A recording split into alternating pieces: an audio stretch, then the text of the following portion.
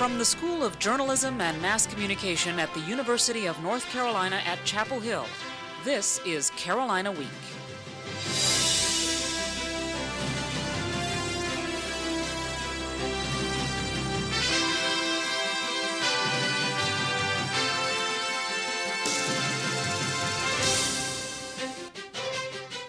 Good evening, I'm Brigida Mack. Thanks for joining us for the November 28th edition of Carolina Week. And I'm Tim Nelson. We're proud to be bringing you coverage of Carolina news and events. The countdown is on. Retailers across the nation are counting shopping days until Christmas and other celebrations of seasonal gift giving. For many retailers, these 4 or so weeks represent huge portions of annual sales, making merchants very nervous in these shaky economic times. Carolina Week's Renner Vaughn shows us how the recently declared economic recession is affecting Triangle shopping.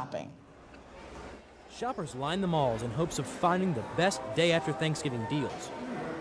But are their wallets as deep as last year? Well, I'm spending less this year. I'm not going to spend as much as I did last year. My wife tends to spend more than I do, but I'll probably spend about the same. Economists predicted a slow shopping season. Then Monday, they announced that the United States is officially in a recession. Now, some buyers' habits may change. UNC Chapel Hill economics professor Boone Tershi says a slow holiday season has traditionally had significant effects on the following year. 85% of most retail sales happen in the period between Thanksgiving and Christmas. If retailers don't make sales during that period, then coming into the winter months, they're in a position where they have to rely on some kind of consumer rebound, but I see no particular reason why consumers would rebound if they're not going to be spending at Christmas. Consumers like Renee Knittel. We've been through times like this before, and I think people are just being a little more cautious with their dollars. Which is why retailers are a little more conservative. We've just never done promotions, so I'm not really that worried about it, but I'm definitely driving the car very carefully. I'm not, I've canceled a few orders. I'm not going to be overloaded with inventory in January. Sales are on here at Metropolis, and although consumers are cautious, businesses are trying not to change the way they operate during the holidays. In Chapel Hill, I am Renner Vaughn, Carolina Week. Despite being cautious this holiday season, consumers say they think the economy will rebound early next year. With only a few weeks until Christmas, stores are full of shoppers. But more shoppers mean more opportunity for thieves. Carolina Week's Nicole Brusick is in the newsroom now to give us details. Nicole? Tim, store security is working because thieves are looking elsewhere to steal. The problem is they're targeting shoppers. The Grinch is famous for stealing Christmas, but local retailers are trying to keep our community from losing the holiday spirit. Stores have cameras, mirrors, and security gates to deter theft. And it's working. Shoplifting is down across North Carolina. South Square Mall General Manager James Dolan says it's because of extra security measures. Well, we patrol the inside and the outside of the malls. We have a private security force that specializes in mall security, and we also have off-duty police officers working in the mall.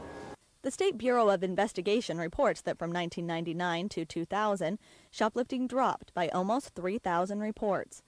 But as shoplifting was declining, pickpocketing and purse snatching was going up by 73 reports. Mall shoppers are taking extra precautions. Well, I park where it's lighted and as close to the doors as I can. I have my key in the car, lock the car. Actually, I like to shop with some person, like any family member or any other person. These shoppers are already using the safety tips Chapel Hill Police Officer Chris Blue recommends, but there's more we can do. Try to walk out with a group of other people when you see them leaving, going out to their cars. Also, we tell people to not be so burdened with bags and packages that they could not catch themselves if they were to fall or defend themselves if they had to. Police hope crooks are caught on this camera, while the rest of us are on camera with Santa. The decline in shoplifting is a 3-year trend. Retailers and police officers are hoping the decrease continues. Tim? And we sure hope shoplifting stays down this holiday season. Thanks, Nicole. Fake ID laws just got stricter in North Carolina. It's already illegal to use a fake ID to buy alcohol, but now you're breaking the law even if you have one. Governor Mike Easley recently signed a Senate bill changing 2 main parts of the fake ID policy. First, the new law will make it illegal to possess or manufacture a fake ID. It will also make the Division of Motor Vehicles records available to store owners who sell alcohol. This allows them to check the validity of the ID and prevent illegal alcohol sales. Senator Tony Rand says the bill isn't related to the September 11th attacks and false identity issues, but is intended to curb underage drinking. This is not a law that we put in place so people would wink and nod and say it's okay. It's not okay. It's against the law. And so you better be careful. And we mean for you to be careful because young people are killing themselves with the use of alcohol. The new law will become effective December 1st. Federal investigators are looking at more than 200 colleges and universities across the country on the lookout for information about students from Middle Eastern countries. But so far, agents haven't come to the 3 largest schools in the Triangle. For our good fortune, I guess none of our students have raised any flags anywhere. The response from the university registrar at UNC Chapel Hill is the same as it is at Duke and NC State universities. No one's asking about international students, at least not yet. Some Muslim students at UNC call the inquiries at other schools examples of blatant racial profiling. They're not sure whether to expect an investigation at Carolina. Muslim Students Association member Fareed Hussein doubts investigators will find the answers they're looking for. Nobody here has anything to hide, and I don't think anyone at any of the colleges across the country has anything to hide. It's just a wild goose chase. They will find nothing. I'm pretty confident they're going to find nothing. The college campus sweep has hit home for Hussein. A Pakistani friend of his was recently questioned by FBI agents at a university in Ohio. Controversial conservative David Horowitz is visiting UNC Chapel Hill, speaking out against the September anti-war teachings on campus. Carolina Week caught up with Horowitz at a luncheon in Raleigh prior to his campus presentation. Horowitz wants to encourage students and faculty to back the war efforts in Afghanistan and stop what he calls anti-American demonstrations. Horowitz says Carolina is filled with extremist liberal professors and calls his opposition verbal terrorists. How can you get an education if you're not hearing many sides to an issue, and if it's not civil? And I hope tonight will be civil. We'll see. The Black student movement is staging a protest against Horowitz's visit because of an advertisement he ran in the DTH last spring saying slave reparations are wrong. Tuition may be going up for the second time in 2 years for UNC Chapel Hill students. But this time, student body president Justin Young says the students' voices will be heard. Even though many students think their tuition bills are already high enough, Provost Robert Shelton and Young are co-chairing a committee to decide if tuition should increase in the fall of 2002. Young has set up a referendum that will let students formally voice their opinions. Students will be given a list of tuition increase options with pros and cons for each one. Students can vote on the referendum January 18th. The Board of Trustees will make the final decision. Town officials are moving forward on a cost-sharing proposal with the university. The Town Council voted to acknowledge Chancellor James Measer's letter about sharing the cost of development Monday night, but they agreed more negotiations are necessary. Town officials want the university to accept responsibility for added costs to the town, such as cleanup and additional traffic lights. The cleanup of the Horace Williams tract is one of the issues still being debated. Coming up, we'll take you to the only casino in North Carolina located on an Indian reservation. Also following the break, planning for one of Carolina's biggest annual fundraisers.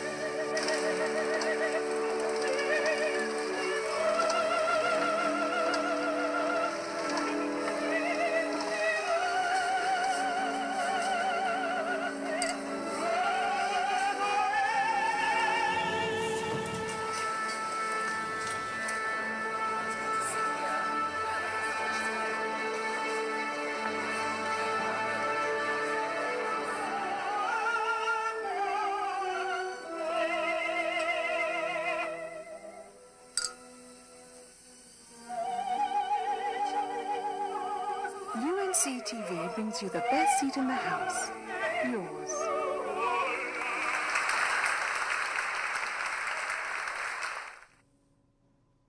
Since World AIDS Day last year, 3 million people have died of the disease, leading to this year's theme for World AIDS Day on December 1st, I Care, Do You?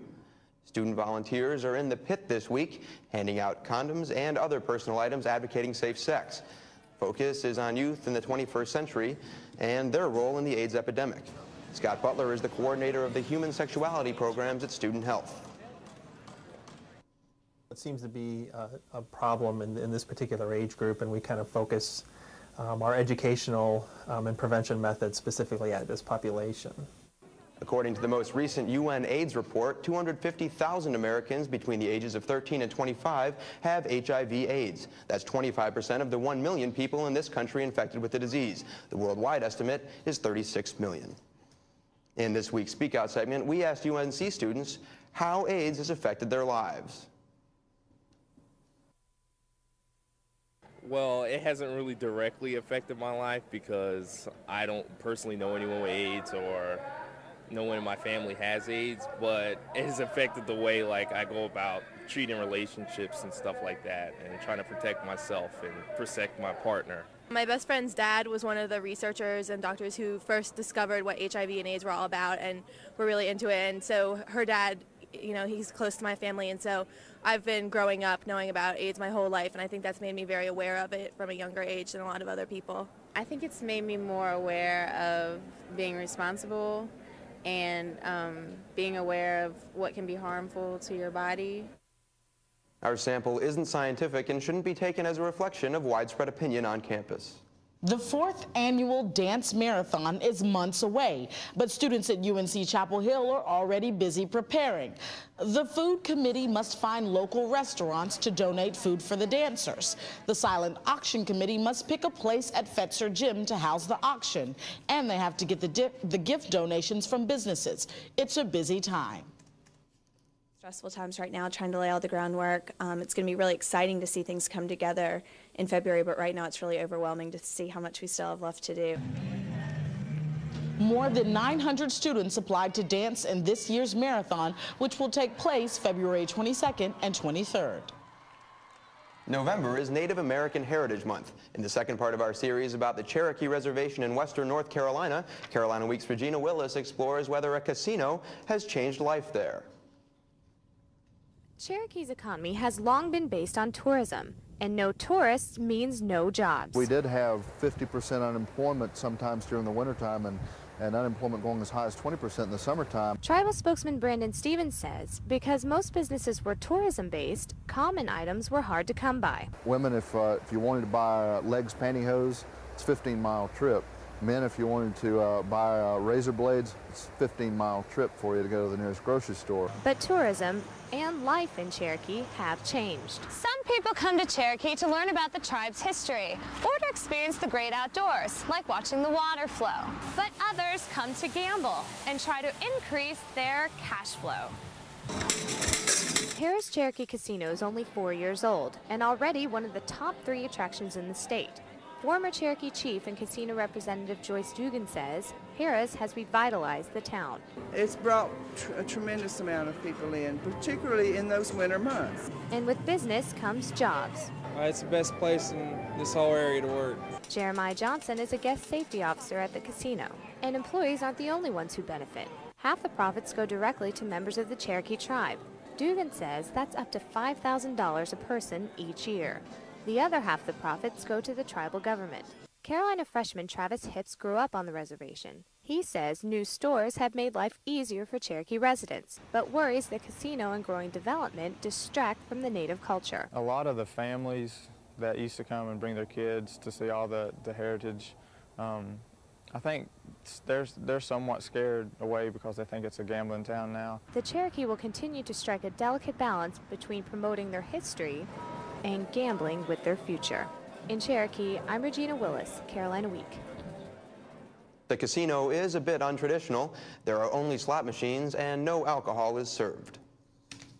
Well, Kelly, is it really going to be December in a couple of days? It sure doesn't feel like it. Are we ever going to be wearing our winter coats this season? Yeah, I'll tell you what, this has been wonderful. I, for one, haven't got my winter coat out at all, and temperatures are running about 20 degrees above normal. So, of course, changes are going to be on the way as we do head into December, and I'll show you some of those changes as we head into the weekend. But first, let's go to this week's weather question, which is, which of these Division I universities does not have a weather-related emblem on their football uniforms? Your choices are the University of Miami, Florida, Iowa State University, the University of Hawaii, or the Air Force Academy. The answer and your weekend forecast are coming up just after the break.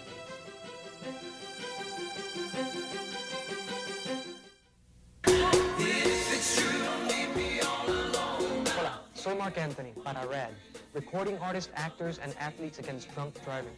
La música es una de las cosas más importantes en mi vida, pero nada es más importante que la vida en sí. Cuando tomas y manejas, arriesgas tu vida y la vida de los demás. Así que escoge a un conductor designado.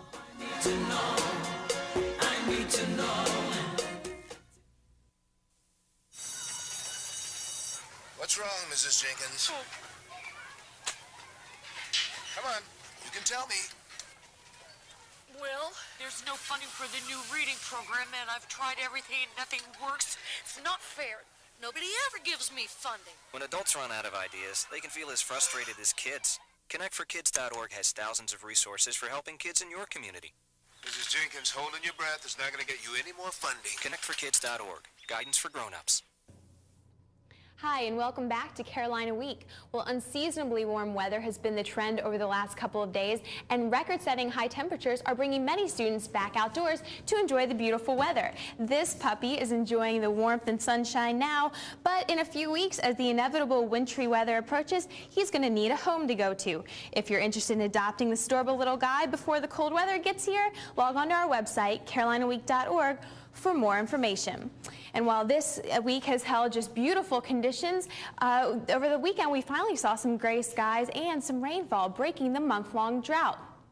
In November, between November 23rd and September 1st, we were in a deficit of just over 5.5 inches. Now, when the rain started this Saturday morning and went through the weekend, we actually only accumulated just under ½ inch of rain. So the thing about this rainfall this weekend is it wasn't significant enough to bring us out of the drought. We're still sitting at a rainfall deficit of 5.32 inches in the Triangle area. So the question is, will we be seeing any more rain anytime soon? Let's take a look at the satellite map and see what's on its way. You can see a very significant front right here. This is the front that brought deadly tornadoes to parts of Alabama, Tennessee, and Mississippi over the weekend, and is actually resulting in snowfall and ice in parts of Texas.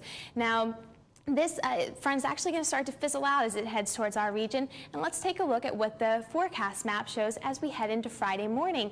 You can see here's the front right here. It's going to just get through the region pretty quickly as we head into Thursday night and Friday morning. So by the time we get into the weekend, this dome of high pressure located over Texas is really going to fill in our region. It's going to clear skies up, and it's going to cool temperatures down a little bit. Now, it's only going to cool temperatures down about 10 degrees, leaving us at still about 10 degrees above normal, which is just fantastic as we head into December. So what does the Carolina Week 4-day forecast look like? Well, here it is. On Friday, you can expect a high of 64 degrees. Like I said, that's 10 degrees above normal for the beginning of December. On Saturday and Sunday, you can expect mostly sunny skies, high on Saturday of 61. Sunday, you can expect a high of 60, and on Monday, a high of 61. We're going to start to settle into that trend that we saw all through November of just clear conditions and temperatures ranging a little bit above normal. Now, down towards the beach this weekend, your forecast for Saturday and Sunday are sunny skies. High on Saturday, a mild 69. We're going to cool things down a little bit on Sunday with a high of 61, and lows should be in the 40s. Now, if your weekend plans include a trip up to the mountains, you can expect a high of 60 on Saturday, 55 on Sunday under partly cloudy skies with lows in the mid to upper 30s. If you're going to be staying in town this weekend for the football game versus SMU, that game is Saturday at 1:30 p.m. Right here in Chapel Hill. Now, the game time is at 1:30, excuse me, and we're going to see a temperature of 58 degrees, sunny. So bring along a jacket and some sunglasses, but it's going to be a great day for football. And speaking of football, did you figure out the weather question?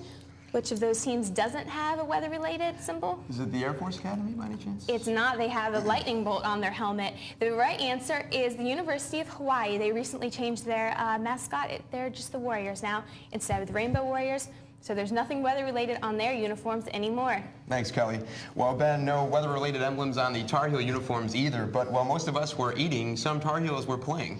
Get us caught up in sports, Ben. Well, we'll do our best. To start out, as we go to break, the women's volleyball team won its third consecutive ACC tournament crown, and will start the NCAA tournament this Thursday against South Carolina here in Chapel Hill.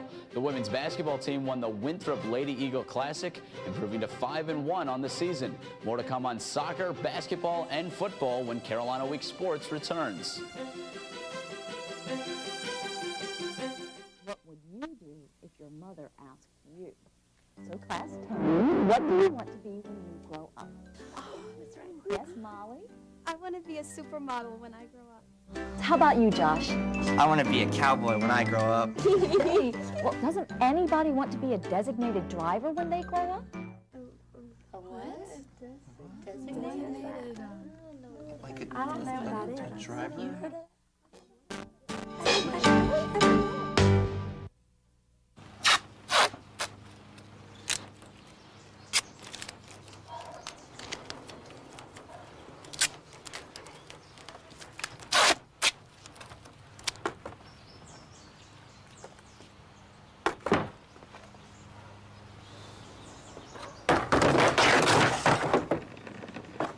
There is a better way to have fun with history. Visit americaslibrary.gov. Log on, play around, learn something. Welcome back to Carolina Week Sports. The Carolina women's soccer team is on its way toward a record 17th national title. They recorded easy victories over UNC Greensboro and Duke in the first two rounds, but on Saturday they had a tough time against Rutgers in the third round. The Scarlet Knights would get out to an early 1-0 lead against the Heels just 12 minutes in. That lead would hold for the next 52 minutes, and then freshman striker Ann Morrell found herself open for the tying goal. Carolina hadn't trailed in the game for that long since September of 1999. With just 8 minutes remaining, midfielder Jordan Walker would fire in the game winner to give Carolina the 2-1 victory. The men's soccer team is also still alive in the postseason. Ryan Kneiper would head one in for one of his 2 scores on the day for a Carolina goal. Kneiper leads the Heels in the second-round match against Townsend and gets an assist on Chris Leach's goal that puts the Heels up 2-0. It's only Carolina goals as the Heels shut out the Tigers and advance in the tournament, which is all that matters to head coach Elmar Bolovich. In the postseason, I could really care less how we play, because then you're looking only for the result, to advance, survive and advance, like Dean Smith always pointed out. But certainly the way we did play today was very, very good. Both Carolina soccer teams will host tournament games this weekend, with the women taking on Penn State Friday at 7 in the quarterfinals of the Women's College Cup. The men will play American University on Sunday at 1 p.m. in the third round. Both games will be played at Fetzer Field. After shocking opening round losses to Hampton and Davidson, people want to know what's wrong with the Carolina basketball team. Well, the problem is simple: shooting. Last week in the loss to Davidson, the Heels shot an un-Carolina-like 30% from the floor. Senior leaders Chris Lang and Jason Capel only made a combined 7 of 28 shots. These factors have led the Heels to their worst start since 1982. And heading into Wednesday night's matchup against perennial power Indiana, Capel knows it's his time to step up. I have the opportunity of a lifetime to help lead this team, and I'm just not doing it right now. But I will get better, and when that time comes, and hopefully I can help my team win some basketball games. With the traditional thrashing of Duke to end the conference season, the UNC men's football team has one more regular season as SMU comes to Kenan Stadium on Saturday. With a win, the Heels would have their second bowl-eligible season in a row, and that would likely mean a berth in the Chick-fil-A Peach Bowl in Atlanta or the Tangerine Bowl in Orlando. And although the Tar Heels appeared to be headed toward a bowl game this season, there have been times when this season has been a little confusing. There's been big wins, a new coach, some shocking losses, and 2 quarterbacks. But Carolina Week's Joe Disney tells us now about one part of the football team that has kept them in good hands.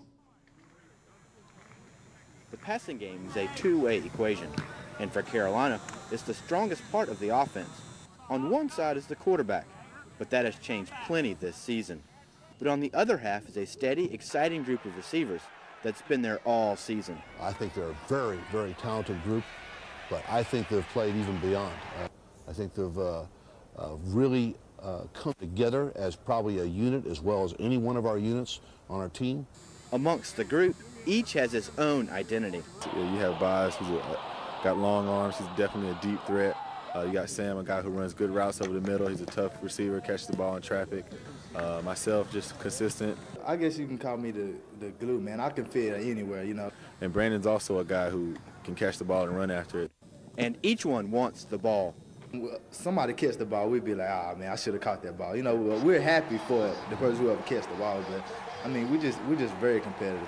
One reason for their success and bond on the field is their friendship off the field, where each brings something different to the group. I'm quiet. Yeah, I'm quiet. I guess I keep them going. They look at me to laugh, go through the day. He's just a fun guy to be around. Always keeps you upbeat, keeps you smiling, gives you something to laugh about. And each has his own theory about life off the field, playing the field. Best with the ladies? Yeah. I have to say Corey Bailey. I've been pretty much on lockdown for the past couple years. I think Sam, he dresses real nice, so he's probably more of the ladies' man. Bosley Allen. Really? Yeah, everybody knows Bosley Allen. Yeah, he's the ladies' man. Whatever, guys. In Chapel Hill, I'm Joe Disney, Carolina Week Sports. Well, the receivers and the football team will need people to cheer for them on Saturday. Tickets, if people want to buy them, too, for only $10. Thanks, Ben. Well, Brigida, I'm still getting over that Thanksgiving turkey, but a lot of people are already getting geared up for the Christmas season. Tim, it's never too early to start thinking about Christmas coming up. Some people are beginning this festive season by searching for the perfect tree.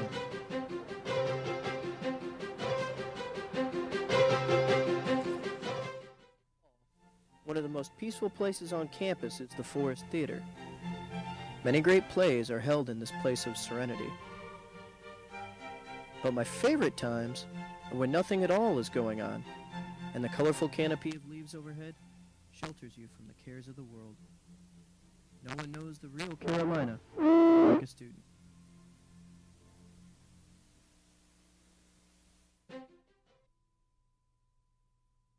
Contact Carolina Week at 843-8292. You can also visit us online at carolinaweek.org. If you have questions about this program, write Carolina Week at Campus Box 3365, UNCCH, Chapel Hill, North Carolina, 27599. The hot spot on the Carolina campus is clearly the pit, where students gather and hang out during the school day. Now you can watch the pit's activities from your personal computer, thanks to a new website linked to the UNC homepage. Type in UNC's web address /webcam/pitcam to view the pit. The camera is located on the second floor of the Student Union. It sends live images of the pit and front of Lenore Dining Hall 24 hours a day. Making it look a lot like Christmas with our unusually warm temperatures is hard because it doesn't feel a lot like Christmas. Still, with 4 weeks to Christmas, people are hunting for the perfect Christmas tree. That's what gets the ball rolling and starting. And now I feel like going out and doing my Christmas shopping. Cranberry Tree Farm Road on Route 54. People show up in the holiday spirit to find their Christmas trees. This year, they're not bundled up in scarves and mittens, but wearing shorts instead. Once it's all picked out, a little minor trimming, and it's ready. Load up the car knowing whether round, thin, tall, or short, the Christmas tree that's picked out is the perfect one for you. That does it for this edition of Carolina Week. Thank you for joining us, and be sure to watch again next week. Until then, have a good night and a good week. Sorry about that.